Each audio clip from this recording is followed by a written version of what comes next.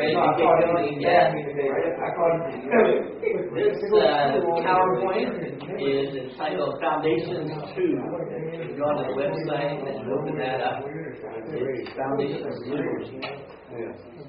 This is stuff that's taken from Robert Clinton's book, and also was kind of used as the basis for the timeline exercise. So this will define some terms and give us some similar vocabulary when we do that and start to think about and process that exercise. He talks about process items. So what's a process item? A process item is a challenging episode where God uses life experience to develop a Christian leader in a significant way. Right? So one of the things I asked you to write is 25 process items. Right? The event, it's not so much the event, but how did you process it? What did you learn from it? How did you respond to it? Right? So rather than saying event, he uses the term process item.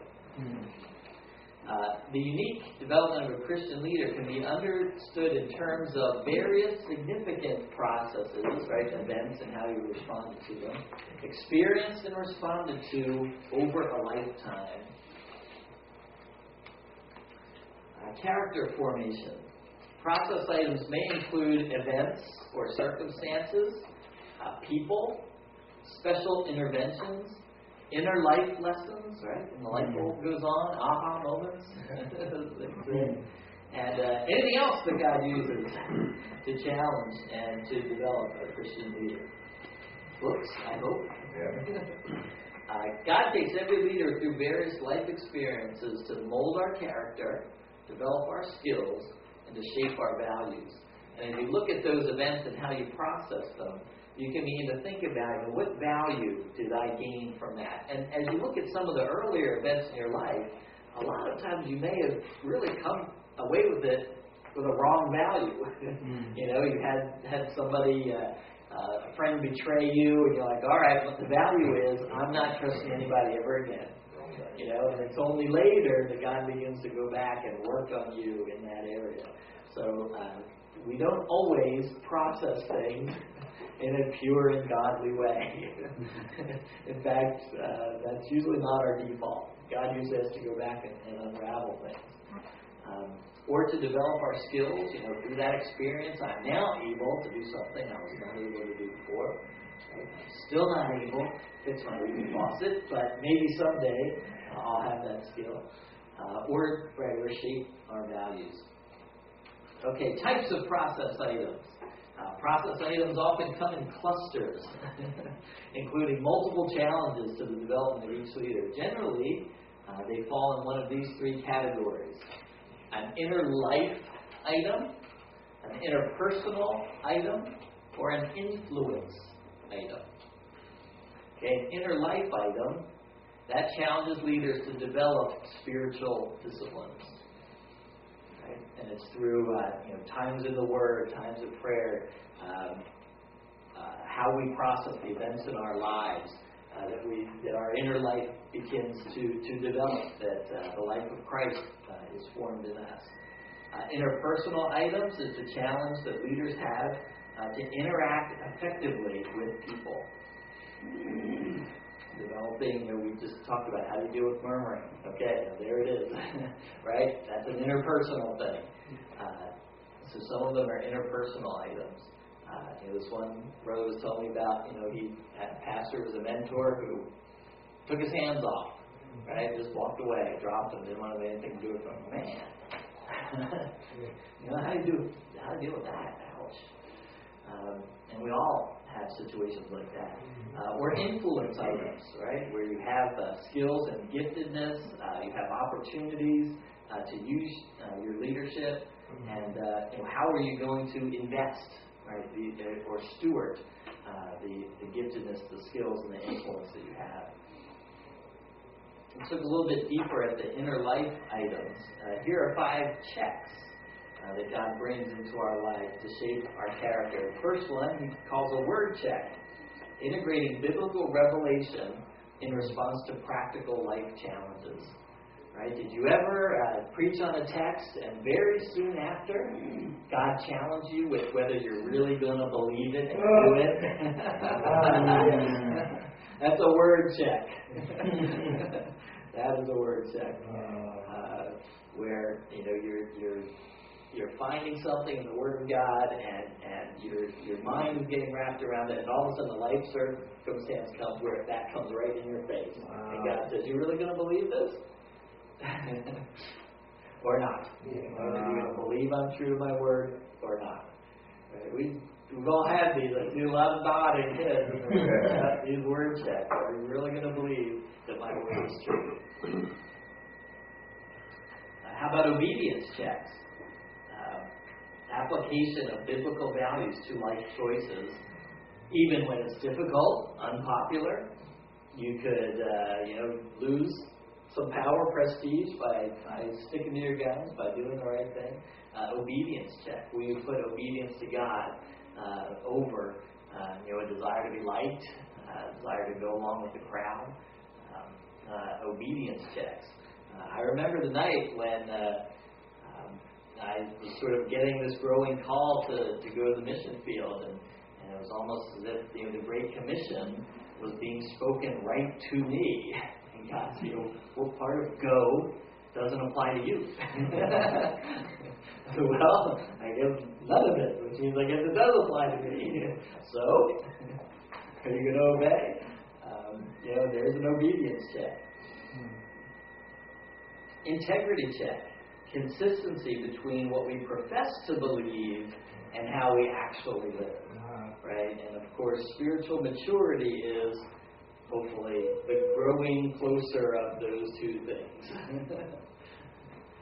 Will they ever exactly meet? I'm not sure. But certainly a growing together of those two things, of what we profess to believe and how we actually live.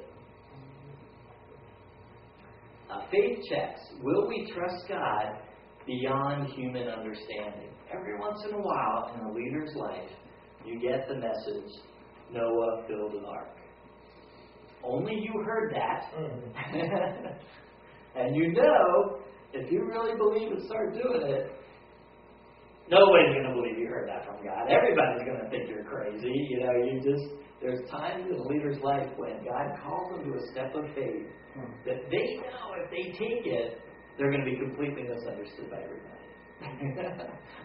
And that's what a faith check is. And then a leadership commitment check, the dedication of resources to God's purposes. Resources, not just finances, but time and people. And if you realize that to accomplish this vision, it's going to take a lot of sacrifice. Am I willing to sacrifice, my resources, time, money, effort, in order to really make this thing happen? It's a leadership check. Any reaction to this? You can see these are the kind of things that God uses in our life to mold us and to shape us. And probably on a lot of these, we can point to more times that we failed the test, than that we passed. How nice that God provides an environment of grace for us. Oh, yeah. I don't want that before it. One and four strike me as being significant. One I struggled with at first because a sentence starts with a capital W, and the word starts with a capital W for me. Mm-hmm. And so I was just seeing word checks, like spell check or something. So I had to understand the Word of God is being presented. Right. And so maybe the word checks. But then the faith checks for me are almost daily. And I realize the significance of Noah that you described and his call. But for me, I think every day is a faith check for having to go beyond human understanding and relying on God. Yeah, that's a great point. Every day is a faith check. All right, let's look a little bit at word checks. Leaders who repeatedly demonstrate that God speaks to them through the Scriptures and prayer gain spiritual authority and credibility of their leadership. If you're really inclined, your heart's inclined toward God and you're seeking Him, it's amazing how often things will jump up out of the Word and just seem so relevant. And to be able to share that as your basis for your life, the decisions that you make, it really does, give a leader an amount of spiritual credibility. It isn't just their ideas, but they're really getting their guidance from the Word and from God through prayer. Word checks give inner conviction. They encourage faith. They can clarify guidance. They motivate towards vision, and they can give divine assurance. Right? Once you step out there, begin to take these steps of faith, steps of obedience, the Word becomes wonderfully assuring to you. Yeah. Obedience checks train leaders to recognize and obey God's voice. They're frequently combined with word checks because the revealed truth will test obedience. Expect tests in your possessions and giving. Expect them in your willingness to be used in ministry. Expect them in your readiness to trust God. And your readiness to forgive, confess, and right a wrong. And it seems, again, the further up leaders go, the harder it is for them to ask for forgiveness. The more opportunities you have to do it. And the more opportunities you have to do it. There you go. That's a great point. Obedience is learned and taught. Integrity issues. Temptations, right? Testing our moral convictions. Remember Potiphar's wife, Joseph. Restitution, right? Tests our honesty. It's one thing to sort of admit you were wrong or ask forgiveness, but when there's real restitution, when you have to go back and make something right at great expense or potential exposure to humiliation, that's quite a test. The test of restitution. Loyalty, testing the views of authority. Right? How loyal are you? Values, testing ministry, philosophy, and commitment. Persecution, testing steadfastness and perseverance. We don't deal with this near as much as, say, our brothers and sisters in China. I told you the story of the gentleman I met. He was just let out of prison, I think, for the third time, and he was. He told me, he said, they got me in prison, and the guard was beating me, trying to get me to confess my crime, and I didn't think preaching the gospel was a crime, so I wasn't confessing. And so the guard, got tired out and sat down and was huffing and puffing, and I looked up at him and I said, "Sorry, I'm wearing you out." And the guard said, "No, what are you in here for anyway? What's the charge?" And so he started sharing the gospel with the guy who'd just been beating him. And he said, "They didn't beat me after that." Wow. I was like, geez, how would I respond in that situation? He's sharing the gospel with a guy who's tired out from beating him. And then this gentleman gets out of prison. There's no thought of, I better lay low, or I better, boom, he's right back into it. He said, "Hey, I've been counted worthy to suffer for Christ." Right? Who am I, right? It's not time to, he's emboldened by that. And boy, I just sitting in the room with this guy thinking, what do I have to teach him? I'm just going to sit here and shut up, I'm just going to learn. And just kind of, wow, that was really, really something. But that's happening today in China. People have kind of faith, and it just kind of blows you over. But boy, that guy is steadfast, I'll tell you. Nobody's shaking him from his faith. And then vision, testing commitment to God-given direction. It's one thing to have a great vision. It's quite another thing to be committed to partner with God to see it happen. Because that's the vision stage is the excitement and the dreams and the possible future. But then when the rubber meets the road and it's strategies and it's resources and it's sacrifice, that's when it gets tougher. And testing viewpoints on leadership accountability. a lot of leaders get to the point where they are not accountable to anyone else. And that sets them up for a lot of potential problems and abuses.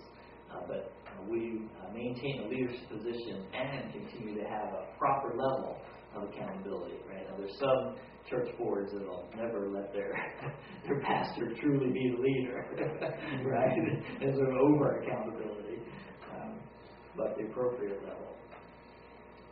With the example of the life of Daniel, he faced some real integrity checks, didn't he? We should go ahead and read that. Actually, I didn't read my Bible. Somebody open up and read. Daniel 1:8. Yeah. All right. Let's go from, where do we start there? Read from 1:8 to 1:20. All right. But Daniel purposed in his heart that he would not defile himself with the portion of the king's meat, nor with the wine which he drank. Therefore he requested of the prince of the eunuchs that he might not defile himself. Now God had brought Daniel into favor and into love with the prince of the eunuchs.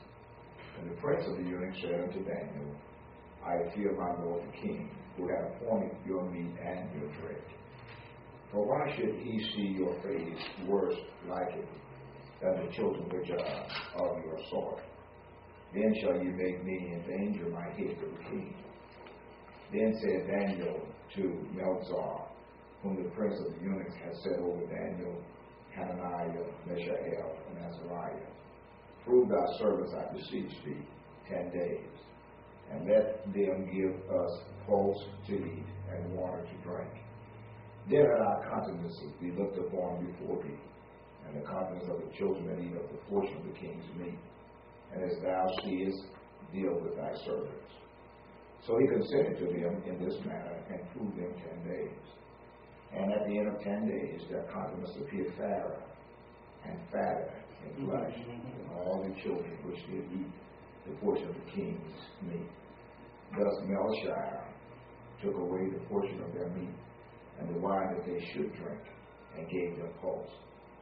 As for these 4 children, God gave them knowledge and skill in all learning and wisdom. And Daniel had understanding in all visions and dreams. Now at the end of the days that the king had said he should bring them in, then the prince of the eunuchs brought them in before Nebuchadnezzar. And the king communed with him, and among them all was found none like Daniel, Hananiah, Mishael, and Azariah. Therefore stood they before the king.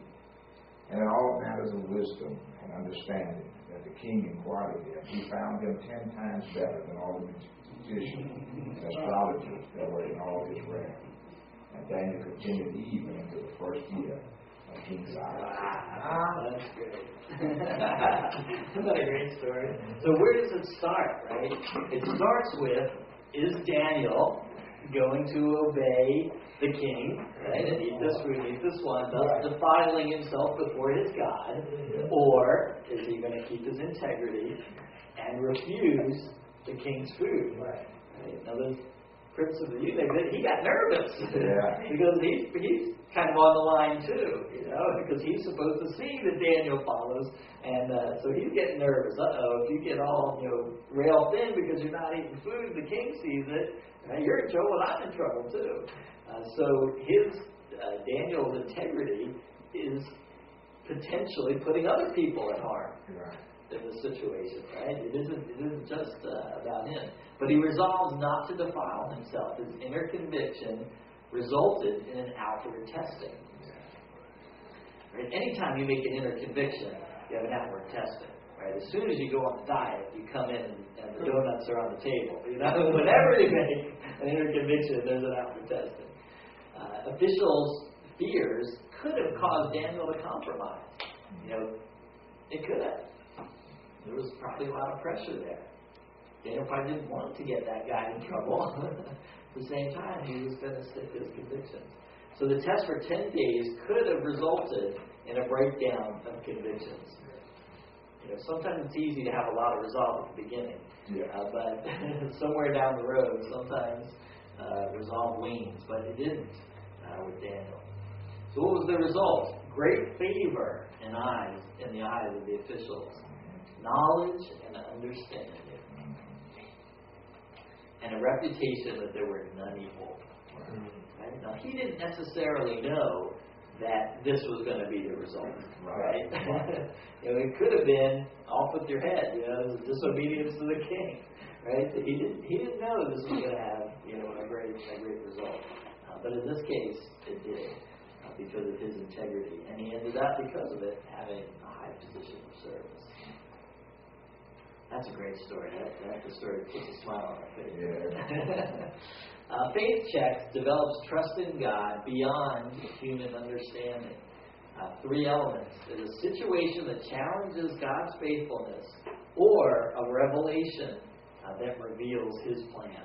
We begin to get a vision of what God desires. The leader realizes that God has challenged the leader to act in faith. And the firm conviction motivates a leader's actions and decisions. This is a faith check. Guidance and development for leaders, divine contacts or mentors, people that God brings to a leader at crucial moments to affirm leadership potential, encourage growth, or to give guidance. Sometimes these are sort of divine appointments that we talk about, where somebody is there, you're struggling with a decision, and they just say the exact right thing. And all of a sudden, everything snaps into clarity. And then you never see that person again. You just think, wow, that's exactly what I needed to hear. Or a godly mentor who's been watching you, who knows you, who sees this struggle, and because of their experience, their spiritual insight, they speak into your life, and the guidance is clear. How about negative preparation? God uses events, people, conflicts, persecution, and experiences that focus on the negative to free a person either to enter another phase of leadership development and to teach lessons. I'll share a little bit when we get to the timeline thing about sort of what my time looked like, and that period for me when I was in that one ministry that I told you about that was terrible, that I was abused and being made a scapegoat of, and my wife, who is much wiser than I am, she during that time really helped to give me perspective. She said, "Well, what's life about? Is it all about you having a ministry to China? Is it, what is really life about here? What is God wanting you to see through?" And when everything is taken away and all you have is Christ, you realize that He's all you need. That's right. Yeah, that's right. And then once you walk with Him as all you need, the other stuff gets put back slowly, but it's all different. It's all a stewardship now. It's whereas before it was something different. But now it's a stewardship. And now it's a gift from God. I know that overnight I could be back where I was before. 8 years ago, when I had seemingly nothing. I could be that way tomorrow again. But I know that everything I have now, any leadership and influence, is a gift of God, and I hold it loosely.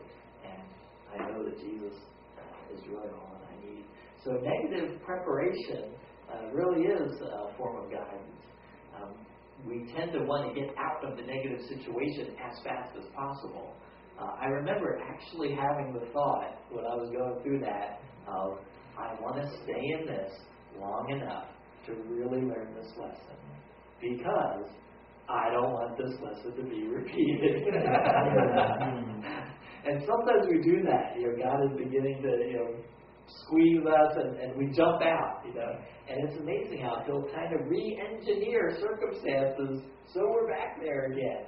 If we haven't learned that lesson, He'll do a repeat lesson. So particularly in the negative ones, you really do want to stay there long enough to learn what God wants to teach you, because you don't want to do that again. And then the divine affirmation, a special kind of experience in which God gives approval to the leader and renews his sense of ultimate purpose and gives a fresh desire to continue serving God. I had this about 2 years ago where I kind of felt like that I just wasn't up to the kind of things that God had me in. When I started, they were small and manageable. Teaching here, when I started, it was small and manageable. We had 30 students. We were not an accredited school. I generally had 3 or 4 students, taught once. It was manageable. Now, Mike walks up and says, Gary, I want you to develop a whole doctor of ministry degree in leadership. And I was like, okay, that's a little bit bigger than I was doing before. Am I really up to that? And I just felt like, God, I need some kind of breakthrough here. I just don't feel like I've got the oomph to do this. But yet it's so clear that you put it right in front of me and you want me to do it. And I got that in an interesting moment of, there's one author I've been reading recently, John Eldredge, and he puts on what he calls spiritual boot camps in Colorado. And I went out to one. They have one exercise where he tells you to go out and get from God your name. He said, in Scripture, whenever anybody encounters God, He gives them a new name, right? Happens a lot. Abram becomes Abraham, and Saul becomes Paul, and Simon becomes Peter. Whenever people have an encounter with God, He gives them a new name. And so he said, I want you to go out, sit on a rock, go find a place and ask God, say, what is my name? Because with the new name comes an identity. Peter, a rock, How'd you like for God to give you that name? Man, that is an identity that you can stand on. That's going to carry you a long way. So I did. I went out and I said, God, you have a name for me, I'm ready to hear it. And this was an all-men's retreat, and some men said that they, got a name like a mighty warrior, and I kind of was stupid. And I thought, I'm going to get some stupid name. And but it wasn't. The name that came was so powerful and so intimate that it just blew me away. And this is what the name was.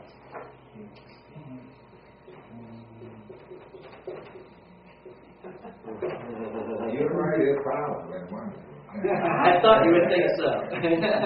I can see you're all moved. This is my Chinese name, which when I lived in China for 7 years, this is what everybody called me every day. But people don't call me this anymore because I'm not living in China. This was given to me by a missionary the first time I ever went into China. Gary Walden, he thought, and sort of came up with this name. It's pronounced, this first one is Wang, and it's a common surname in Chinese, and it happens to mean king. And I thought that was cool, And then this one is Wang, and this means bright. You can see it kind of looks like a flame or a light on the top. And this last one is Yi. So he said, Guang Yi sounded like Gary, and Wang Waldron. So he said, that's kind of where he came up with it. But it's a very Chinese name, Wang Guang Yi. And so people, my teachers, they would call me Guang Yi. Yi means righteousness.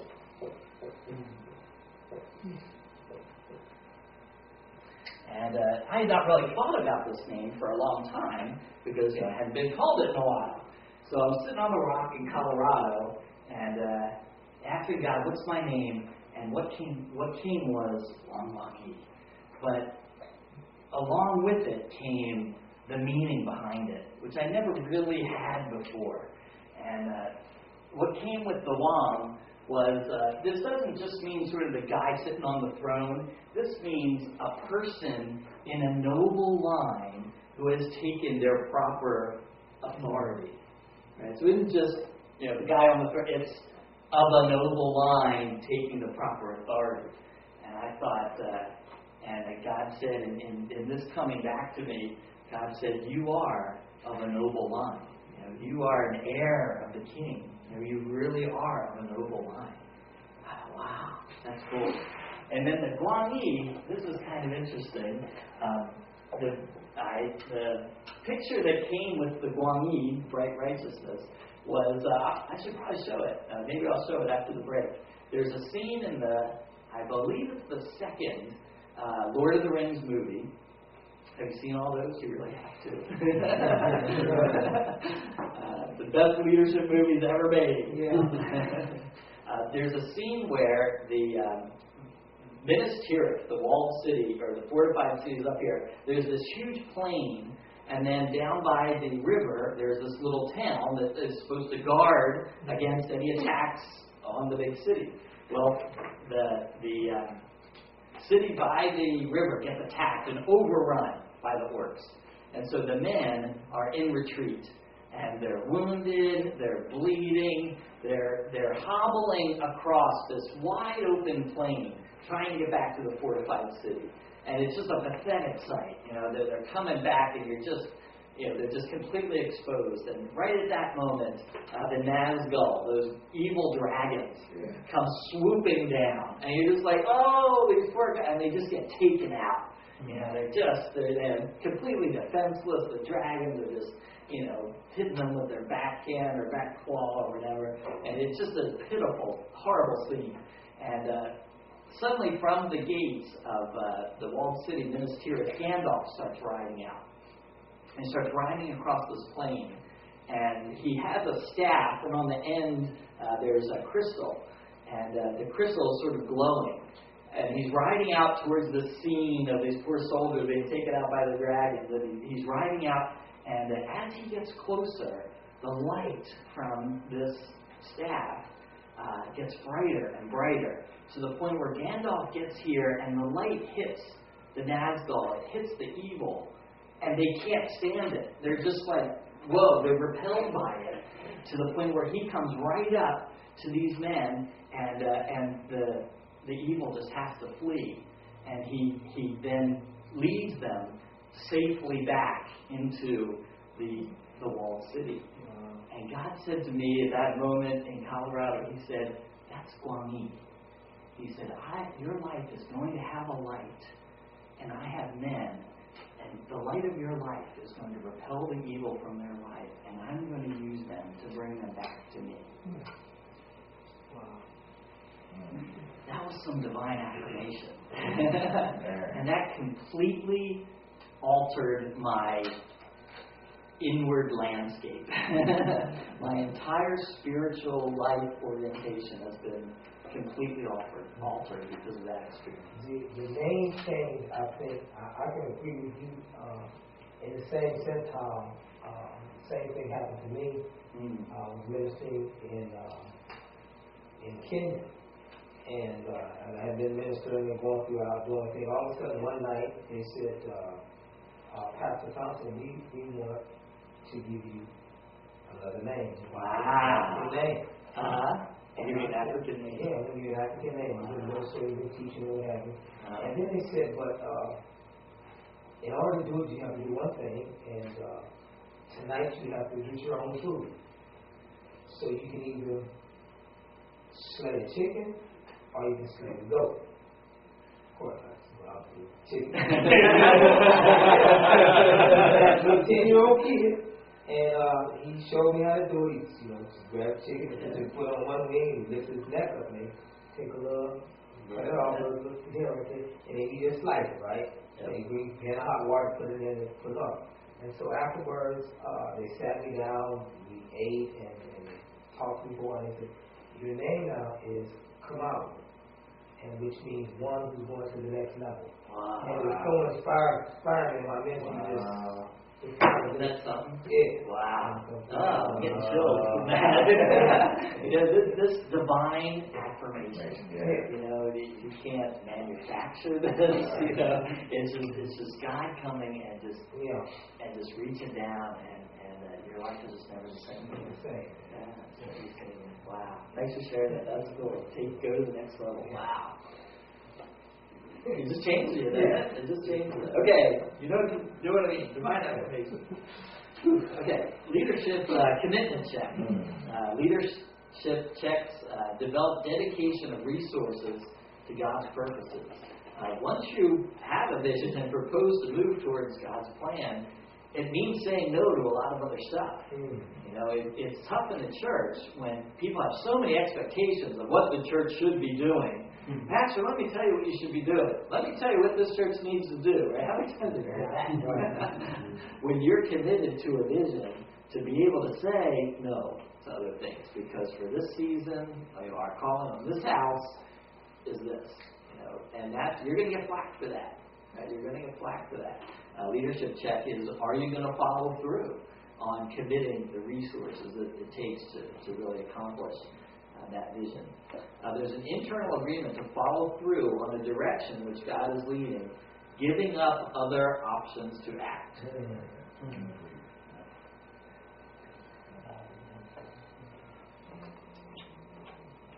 God works to deepen character as well as develop ministry skills. He doesn't stop working on character after moving someone into leadership. You know, I used to have a saying that I don't say anymore. I used to say, don't take a position that your character cannot keep you in. Which I think is a terribly wise thing to say. But I don't say it anymore because I really do think that God will put you in a position that your character is not ready for. And He'll use the crucible of that position to develop that character. So that was a good saying before I don't say it anymore. A leader whose ministry skills outstrip their character will eventually falter. Will inevitably falter. God will take us through occasional life crises when we're forced to look at who we are, not just what we're doing. And a lot of it is that sort of negative period when things are taken away.